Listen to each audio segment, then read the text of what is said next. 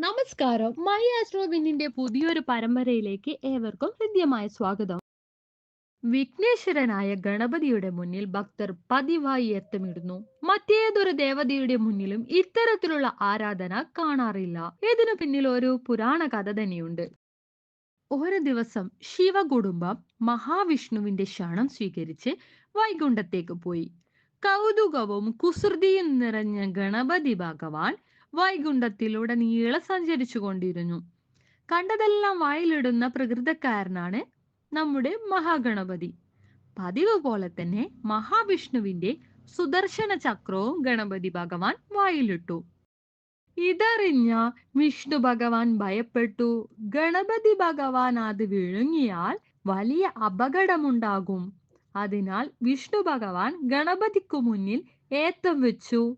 ഏത്തം കണ്ട ഗണപതി പൊട്ടിച്ചിരിച്ചു. അതോടെ സുദർശന ചക്രം വായിൽ നിന്ന് താഴെ വീണു.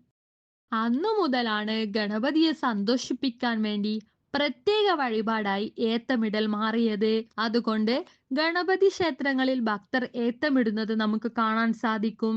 അതിന്റെ രീതിയെയും പ്രാധാന്യത്തെക്കുറിച്ച് നമുക്ക് മനസ്സിലാക്കാം. ഏത്തമിടലിന് ഒരു പ്രത്യേക ക്രമമുണ്ട്.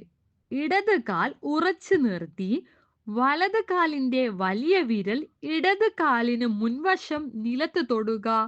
വലത് കൈ കൊണ്ട് ഇടത് ചെവിയും ഇടത് കൈ കൊണ്ട് വലത് ചെവിയും പിടിച്ച് നടുവ് വളച്ച് മുന്നോട്ട് കുനിഞ്ഞ് എഴുന്നേൽക്കണം. ഇത്തരത്തിൽ ചെയ്യുന്ന ഏത്തമിടൽ ഗണപതിയുടെ അനുഗ്രഹവും സന്തോഷവും നേടുന്നതിനുള്ള വിശ്വാസമായി ഇന്നും തുടരുന്നു. ഇത്തരത്തിലുള്ള കുഞ്ഞു കുഞ്ഞു കഥകൾ ഞങ്ങൾ നിങ്ങളിലേക്ക് എത്താൻ ശ്രമിക്കുന്നതായിരിക്കും. അതിനാൽ ഇന്ന് തന്നെ ഞങ്ങളുടെ ചാനൽ സബ്സ്ക്രൈബ് ചെയ്യുക, ഷെയർ ചെയ്യുക, ലൈക്ക് ചെയ്യുക. നന്ദി, നമസ്കാരം.